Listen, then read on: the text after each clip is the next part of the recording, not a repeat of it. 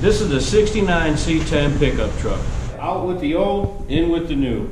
Straight line 6, the old motor's going out, which a boat anchor now, and we're putting in the Chevy 350. This is seized up. I've tried everything there is to try to get it to free up, but this is the new one. This is the Chevy Performance, and it's a 350, a mild 350, which would be a good engine for this truck. There's nothing fancy, but it is brand new. This is the bottom side of the bed, and you can see the rust that's in here and the rotted wood. This is much better than what some trucks, 69, are out there looking like. I will remove the wood. I will strip and coat the frame on this bed. I'll coat on the underneath, and I'll replace the boards. They do make a very nice kit if you want to do oak or whatever. You can go crazy. You can get some really nice wood, but this is just going to be a stained oak wood on the bed. And this is what the bottom side looks like. It's tipped over so I can get to the underneath and clean it. As you can see, the old wiring. Seat belts. Old seat belts. More old seat belts. Radio. I'm not throwing this on the ground because this is a nice radio. Dash. I will not throw this on the ground because I am going to use some of this. And this is all the new wiring that we'll be installing in the pickup truck.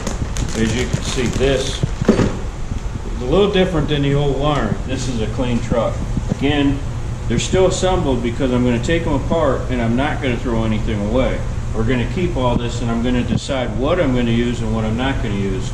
More than likely, I'm going to reuse this interior panel because the reproductions, they work, but why use them if I have the original? On the body of this truck, I have sanded it with this little sander 180, and it works really well. And then you get in there by hand and you sand it down. The best primer to use on this body is an epoxy primer. The epoxy primer, it sticks to everything, and it works really well. And you could actually fix dents right over the epoxy primer. And I've seam sealed the seams on this body after I got it sanded down. What I did to the interior, as you can see, I took everything out. The wiring's coming out because the wiring's getting changed. The gauges have been taken out. I'm going to try to use the original gauges. I have sanded down this whole floor, stripped all the interior down, put POR 15 down, and I seam sealed all the seams with an epoxy seam sealer, a 2-part epoxy seam sealer. I like using it. It hardens up, it flows down into the cracks, and works really well down in here. Now what I'm going to do with this is I'm going to put a sound deadener on here after I paint the interior. I am going to paint this whole interior of this truck black, and then I'm going to put a sound deadening pad down before the carpet goes down. Well, the next on the project list is to strip and to coat this like I did the frame. Now what you're going to want to use, you can take it to a sandblaster, you can pay the money for a sandblaster, but you're going to be without the part. You got to take it to the guy and you have it done. What works for me a lot of times is this wire wheel. I'm going to take this and I'm going to make it look like the frame over here.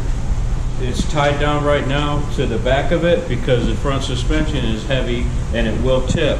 But these pad lifts, they have different styles, and it's very helpful as a shop tool, and I really highly suggest you using one of them. As I go through the videos, I'll show you the process that I'm going to go through to make this, and it will be a budget build.